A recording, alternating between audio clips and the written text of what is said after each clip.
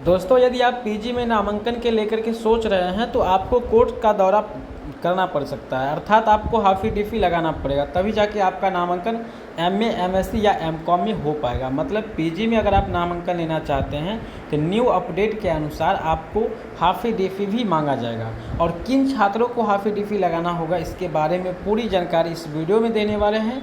Video को like कर लीजिएगा, चैनल को सब्सक्राइब कर लेना है ताकि आने वाले न्यू अपडेट आपको जल्दी से मिलता रहे। तो सबसे पहले हम बात कर लेते हैं नामांकन से पहले आपको क्या करना है। तो सबसे पहले तो आपको क्या करना है, कॉलेज से सीएलसी प्राप्त कर लेना है।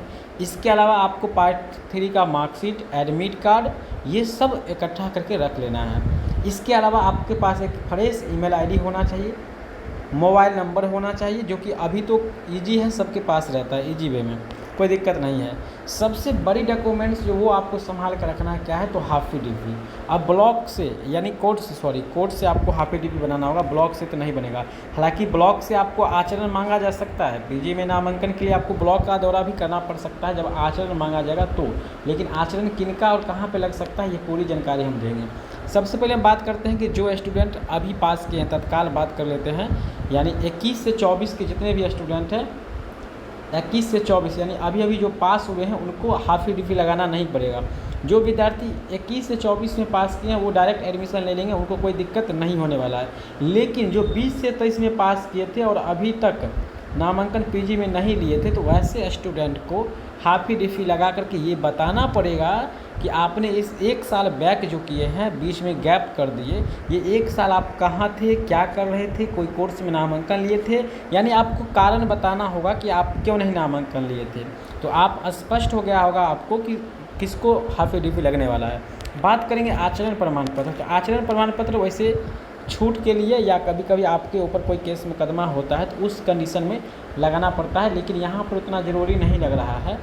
लेकिन सबसे पहला, अगर आप 21 से 24 के नहीं है तो आपको कॉलेज से हाफ़ी डिफ़ी बना के रखना है कि आपने इस बीच में गैप जो किए, ये गैप किस लिए किए, ये कारण आपको बताना पड़ेगा, तभी जाके यूनिवर्सिटी में या कहीं भी आपका नामांकन पीजी में लिया जाएगा। तो ये स्पष्ट हो गया होगा, आपने समझ गए होंगे। बात करते हैं अब नामांकन की प्रक्रिया कल से शुरू हो रही है, इस पर बात कर लेते हैं। स्नातक में अभी अगर बात करें, पार्ट 3 में नामांकन की प्रक्रिया सभी कॉलेज में शुरू है और वहाँ पे अवैध रूप से पैसा वसूला जाता है, यानी बहुत ज़्यादा पैसा मांगा जा रहा है। इससे बचने के लिए यूनिवर्सिटी के द्वारा पीजी में नामांकन के लेकर के नई चीज़ सोचा जा रहा है और इसके बारे में अपडेट अभी नहीं आई है। अपडेट अनुमान है कि आज शाम तक कुछ न कुछ बताया जाएगा। पीजी में नामांकन के लेकर के प्रक्रिया जल्द ही शुरू होने वाली है। कल से संभावना बताया गया है 2 से 3 सितंबर से पीजी नामांकन की प्रक्रिया के लेकर के कोई ऑफिशियल सूचना जारी की जाएगी और जब तक कोई ऑफिशियल सूचना नहीं आता है तब तक हम इसे सही नहीं मान सकते हैं। तो दोस्तों, आपसे गुजारिश है कि आप हाफ़ी डिफ़ी बना कर रहिए। आचरण की आवश्यकता उतना नहीं पड़ता है, लेकिन हाफ़ी डिफ़ी अगर आप 21 से 24 का नहीं है तो बना कर रखिए। और नामांकन की प्रक्रिया जल्द ही शुरू होने वाली है। नामांकन की प्रक्रिया शुरू होते ही हम आपको सबसे पहले जानकारी देंगे, तो आप पूरी तरह से तैयार रहिएगा। और बात करते हैं, कुछ नंबर विशेष भी मायने रखता है। आपको हम पहले भी वीडियो में बताए थे, ये चीज़ पता कर रखिए अपने डिस्ट्रिक्ट में कि कहाँ कहाँ पीजी की पढ़ाई होती है। जहाँ पीजी की पढ़ाई होती होगी वहीं पे आपका नामांकन होगा। किसी अन्य कॉलेज में चाहेंगे तो वहाँ नहीं हो पाएगा। साथ ही साथ विषय पता कर लेंगे कि आपके आसपास जो कॉलेज है, उस कॉलेज में आप जो विषय लेने वाले हैं पीजी में, उस विषय की पढ़ाई होती है या नहीं होती है। अब जिस विषय की पढ़ाई होती है वही विषय आपको लेना चाहिए और लेना भी अच्छा रहता है। तो आप ये चीज़ पता कर सकते हैं अपने आसपास, ठीक है। बाकी ये वीडियो कैसा लगा, कुछ जानकारी और लेनी है तो आप हमें कमेंट कीजिए, हम वहाँ पे बता देंगे।